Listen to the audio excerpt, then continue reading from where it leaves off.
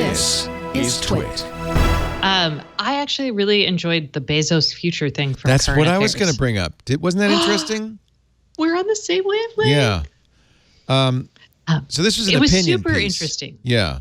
By Nathan Robinson, who is, I think he's an editor there. I should go look at the byline. He's got a long opinion. Yeah. And basically, he talks about the whole world. Like, do we want the world to look like Amazon, right? Do we want Amazon to basically get its goal of continual growth? And then he says, and plus, why is Amazon doing this? Why is Bezos so into, growing and making more money? Yeah. It's because he wants to send us all into space. And the parallels to the early kind of Christian, damn the earth, full speed ahead to the afterlife kind of perspective were so obvious here. It's like, oh, Bezos is just like one of those people who in the late 1800s, late 1900s, early 1900s, who were like, who cares about the earth? Who cares about this? We will all meet in the afterlife. Right. Except the afterlife for Bezos is colonies in space. He says, imagine humanity spread out throughout the galaxy. There'd be 1,000 Einsteins because there'd be so many of us. And the problem with this is if you are a true, and I don't know if Jeff's a true believer in this. I mean, he talks a lot about it. This is being his, he's doing $1 billion a year towards it. So yeah, but he has a lot of money. That's for him. That's not, that's like us giving $1,000 to a cause. He apparently got this bug when he was a kid. And the threat, according to the author of this piece in Current Affairs, is if you believe that the only future for the human race is off-planet, then you'll do anything to achieve it, including send, who cares about the environment because we're going to get off the planet. I'm not paying any taxes because every penny that I give the federal government is wasted compared to my plan to bring us into space. And I don't know if this is I don't think this is what Jeff Bezos wants. This is what's ridiculous. But it is the case that what he's doing, is essentially saying, I want to control all commerce. I want all commerce to run through me.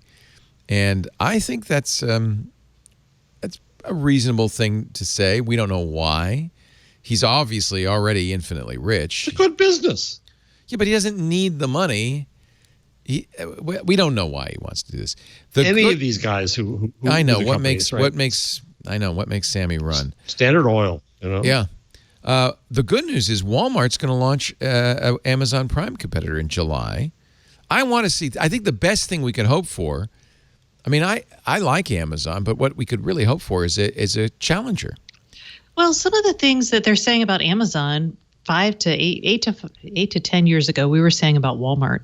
Right. I mean, nobody looks at Walmart and is yes, like, yeah, their labor practices are amazing. No, that's true. Good point, Stacey. Yeah, true. They were going to take over the world. They were evil. Oh my God! And now they're the white knight.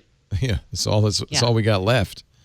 But but the competition will keep Walmart in line, and Walmart will keep Amazon in line. I mean, it's absolutely true that Bezos's labor relations are not great. I mean, they suck. Yeah, he wants to basically suck every bit of juice out of his employees and doesn't much care. They're disposable to him. This is why I like there were two pieces of the...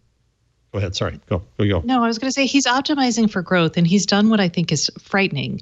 And this is actually something I think about a lot because of IoT, because it allows you to really drive home efficiencies and optimize, right?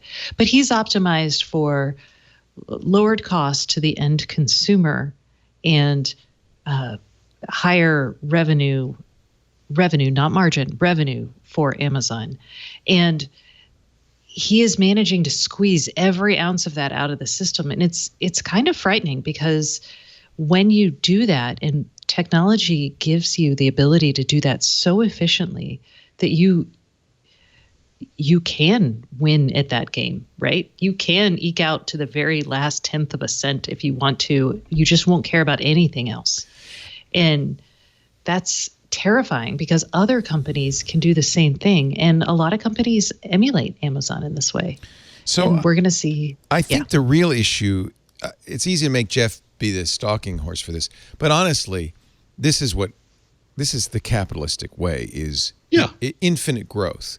And I think that we really, especially now, given that we've seen the consequences of untrammeled growth environmentally, not to mention in labor practice and other things, we need to really kind of rethink this. This is going to be a difficult conversation because everything we do, certainly in the Western world, is designed around this notion that you could continue to grow. What's your GNP? If it's negative, that's bad. It's got to be the highest number possible, and that's not, I think, sustainable on the planet.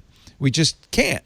So there actually are a lot of movements towards either zero growth, no growth, sustainable growth, that kind of thing, that I think it would really be nice to look at these and maybe rethink this kind of worship of eternal Some growth is good and necessary. It creates jobs. It creates wealth. But the issue is how you then distribute that and what the limits are to that.